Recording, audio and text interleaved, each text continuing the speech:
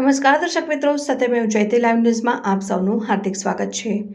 વડોદરા શહેરના સયાજીપુરા ટાંકીની સામેના ભાગમાં રસ્તામાં કિનારે ગેસ લાઇન લીકેજ થતાં આગની જ્વાળાઓ ભભૂકી ઉઠી હતી।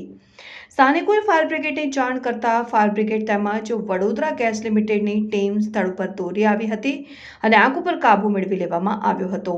પ્રાપ્ત માહિતી અનુસાર શહેરના ન્યૂ કારેલીબાગ વિસ્તારમાં આવેલી સયાજીપુરા પાણીની ટાંકીની પાસેના ભાગમાં રસ્તાના કિનારે ગેસ લાઇનમાં લીકેજ થવાને કારણે આગ લાગી હતી। આગની જ્વાળાઓ 8 થી 10 ફૂટ ઉપર સુધી ઉઠી હતી।